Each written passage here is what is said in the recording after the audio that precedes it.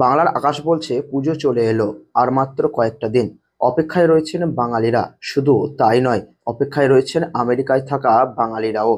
দুর্গাপুজো মানেই বাঙালির প্যান্ডেল হপিং থেকে শুরু করে খাওয়া দাওয়া, পুরনো বন্ধুদের সঙ্গে দেখা হওয়া, আড্ডা, গল্প, আরো কত কি।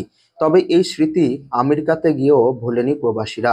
সেখানেও তারা ধুমধামের সহিত দুর্গাপুজো করে থাকেন। রীতিমতো তারাও প্রস্তুতি শুরু করে দিয়েছেন।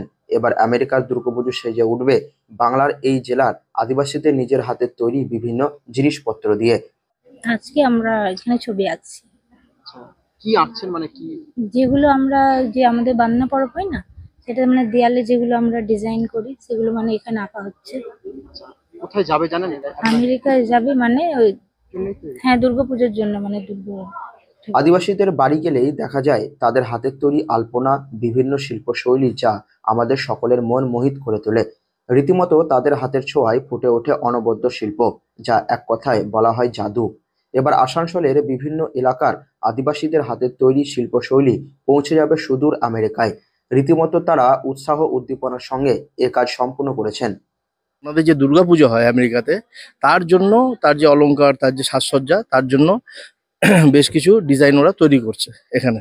এরা আদিবাসী মহিলা এবং বাদনার সময় বা অন্যান্য সময় এরা দেওয়ালে খুব সুন্দর শিল্পকর্ম করে থাকে।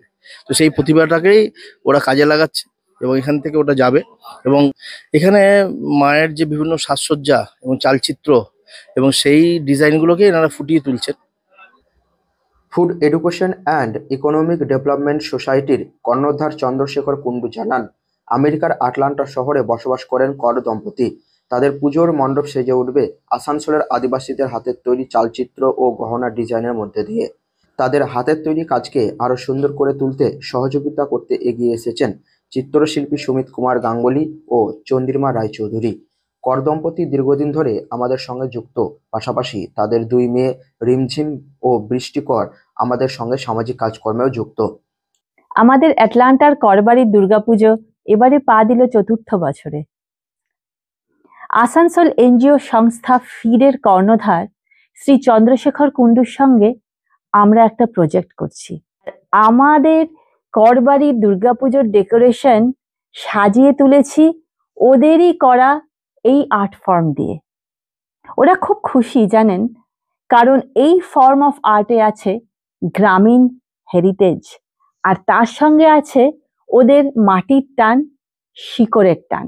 শান্তনু কর ও ইন্দ্রাণী কর তারা কলকাতার বাঘা যতীনের বাসিন্দা, তবে কর্মসূত্রে আমেরিকার আটলান্টা শহরে থাকেন। কর্মব্যস্ততার কারণে প্রত্যেক বছর তারা ভারতে আসতে পারেন না। তবে তারা ওখানে থেকেও দীর্ঘ কয়েক বছর ধরে আসানসোলের একটি স্বেচ্ছাসেবী সংস্থা food education and economic development সোসাইটির সঙ্গে একত্রিত হয়ে বিভিন্ন সামাজিক কাজকর্মে যুক্ত থাকেন। তাই এবারে তারা দুর্গাপুজোয় গ্রামীণ আদিবাসী মহিলাদের নিয়ে অভিনব ভাবনা ভেবেছেন কর দম্পতি। তারা দীর্ঘ ৪ বছর থেকে আমেরিকার আটলান্টা শহরের বাড়িতেই দুর্গাপুজো আয়োজন করে আসছেন। এবারে তাদের পুজোর থিম প্রান্তিক নারীদের জন্য স্বনির্ভরতার অঙ্গীকার। এই থিমের মাধ্যমে তাদের বাড়ির পুজোকে ফুটিয়ে তুলবেন আসানসোলের বিভিন্ন এলাকার আদিবাসীদের নিজেদের হাতের তৈরি দেওয়াল অঙ্কন, মায়ের সাজসজ্জা, চালচিত্র, গহনা ডিজাইন সহ বিভিন্ন জিনিসপত্র দিয়ে। আদিবাসী মহিলাদের হাতের তৈরি এই জিনিসপত্র আমেরিকার আটলান্টা শহরে পাড়ি দেওয়ায় রীতিমতো খুশিতে আত্মহারা আদিবাসী মহিলারা। আসানসোল থেকে রিন্টু পাজা রিপোর্ট, লোকাল 18 বাংলা।